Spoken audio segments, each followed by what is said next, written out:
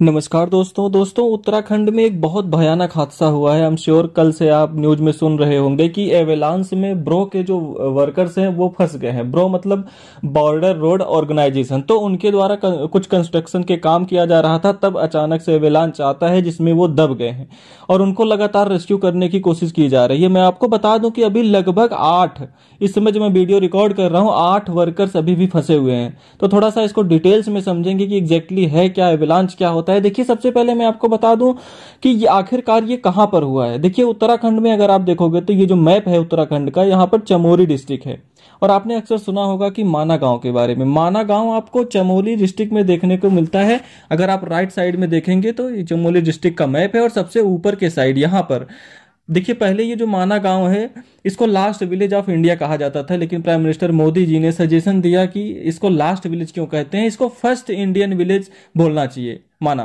तो यहां पर क्या है कि इसी माना गांव के पास जो है ये एवेलांच हुआ और बहुत ऊंचे हाइट पर है। ये लगभग 3200 मीटर के आसपास आप समझिए, तो काफी अच्छा खासा एल्टीट्यूड है। और बेसिकली हुआ क्या था, जो ब्रो के वर्कर थे बॉर्डर रोड ऑर्गेनाइजेशन के, उनका कैंप लगा हुआ था। क्यों? क्योंकि वहां पर एक रोड का कंस्ट्रक्शन चल रहा था, जो हाईवे की वाइडनिंग होती है उसका प्रोजेक्ट चल रहा था। माना गांव से माना गांव के पास से जो डिस्टेंस है उसका लगभग डिस्टेंस 50 किलोमीटर का है। उस जो 50 किलोमीटर का जो डिस्टेंस था, हाईवे था, उसको वाइडन किया जा रहा था। तभी वहां पर सुबह सुबह अचानक से एवेलांच आता है और जिसमें मैं आपको बता दूं लगभग 55 ब्रो वर्कर जो है ट्रैप हो गए। वैसे यहां पर पहले तो ये बताया गया कि 57 वर्कर्स हैं, लेकिन बाद में इसको करेक्ट किया गया जब पता चला 2 वर्कर्स थे वो एक्चुअली छुट्टी पर थे।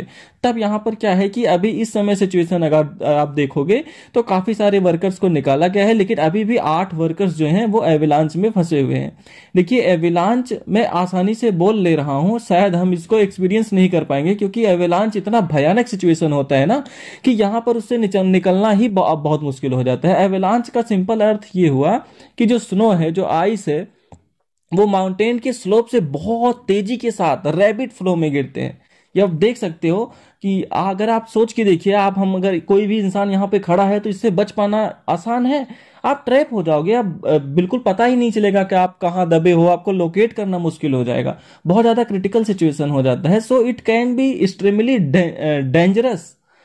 चाहे बिल्डिंग हो, चाहे ह्यूमन लाइफ हो, सब कुछ को ये तहस नहस कर देता है। जहां तक एवेलांच के कॉजेज का सवाल है तो देखिए कई सारे कॉजेज हो सकते हैं। यहाँ पर एक क्या होता है कि जैसे मान लो माउंटेन है, माउंटेन के एक साइड मान लीजिए स्नो का लेयर लगातार जमता जा रहा है। स्नो के लेयर लगातार जमते जा रहे से ऐसा कई बार होता है कि जो वीक होता है लेयर, तो मान लो यहाँ पर वीक स्नो का लेयर जमा हुआ है तो उसके ऊपर बहुत सारे स्नो इकट्ठा होते हैं। फिर ये जो वीक वाला स्नो है वो अचानक से टूटता है और जिसकी वजह से हिल स्लोप से बहुत रैपिड स्पीड में फ्लो उसका जो है नीचे की तरफ आता है।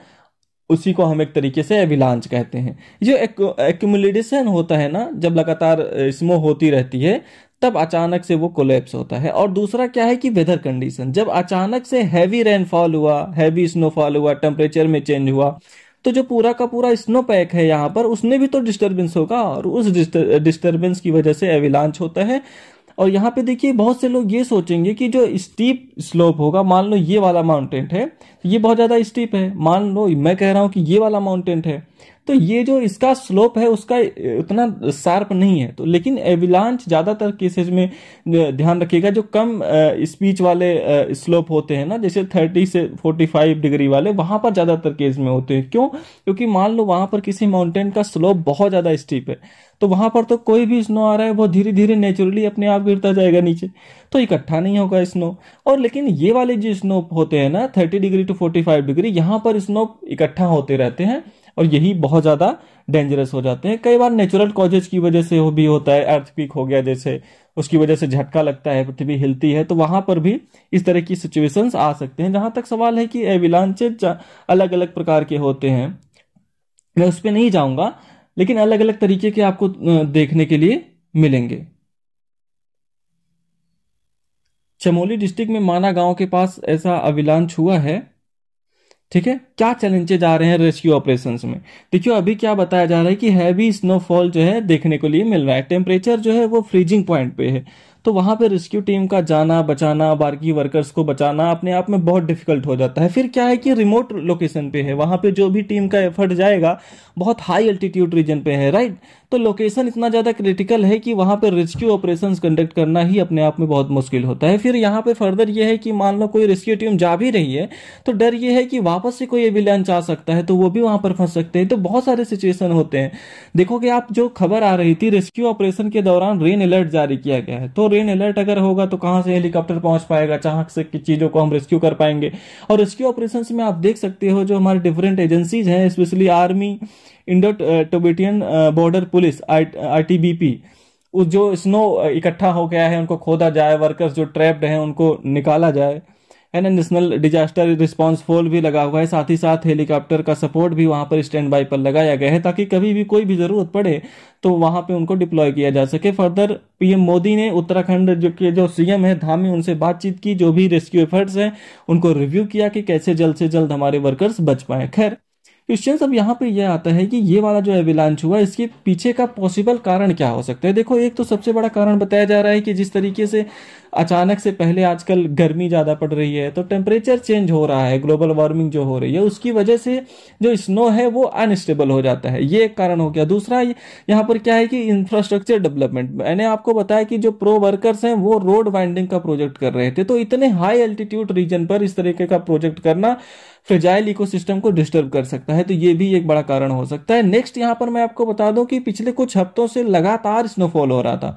अब कहीं ना कहीं मुझे लगता है कि इसकी तरफ ज्यादा अथॉरिटीज को फोकस करना चाहिए कि अगर इस तरीके का कोई सिचुएशन हो रहा है, ज्यादा स्नोफॉल हो रहा है, तो अविलांच के चांसेस बढ़ जाते हैं। तो इसके बावजूद भी हमारे ब्रो के वर्कर्स वहां पर काम कर रहे थे। इनफैक्ट मैं आपको एक और इंटरेस्टिंग चीज बताऊं, यहाँ पर जो डिफेंस जियो रिसर्च स्टेब्लिश है चंडीगढ़ के अंदर, उन्होंने 24 आवर पीरियड का एविलांच वार्निंग दे दिया था। ये कब दिया था? थर्सडे को 5 बजे शाम को। एविलांच कब हुआ? फ्राइडे की सुबह लगभग 5:30-6 बजे के आसपास। आप समझ रहे हो, यहां पर इन्होंने बोला था डीजीआरई ने कि 2400 मीटर एबव जितने भी प्लेसेज हैं, चमोली, उत्तरकाशी, रुद्रप्रयाग, वहां पर एविलांचेस के चांसेज हैं। तो उसके बावजूद भी मुझे नहीं समझ में आ रहा है कि आखिरकार वर्कर्स को वहां से तुरंत जाने के लिए क्यों नहीं बोला गया। और इसके अलावा आप देख सकते हो कि मिट की जो ऑफिस है देहरादून में, उन्होंने भी प्रिडिक्ट किया था कि 3500 मीटर्स के एबव जो लोकेशंस है वहां पे हैवी रेनफॉल के चांसेज हैं। तो ऑल दो यहाँ पे बताया जा रहा है कि स्टेट इमरजेंसी ऑपरेशन सेंटर्स ने सभी डिस्ट्रिक्ट मजिस्ट्रेट जो कंसर्न हैं उनको अलर्ट भी कर दिया था। लेकिन यहाँ पे देखिए बहुत सारी इंपॉर्टेंट चीजें हैं। करंट सिचुएशन जो आप देखोगे तो अभी भी 8 वर्कर्स ट्रैप्ड हैं, उनको निकालना, क्योंकि टाइम जितना ज्यादा जाएगा ना यहाँ पर रेस्क्यू के चांसेज कम हो जाते हैं फिर, और उनको जिंदा निकालना बहुत ज्यादा इंपॉर्टेंट है। अभी जो अथॉरिटीज हैं वो लगातार वेदर कंडीशंस को मॉनिटर कर रही हैं और हेलीकॉप्टर्स को तुरंत डिप्लॉय करने के लिए भेज दिया गया है।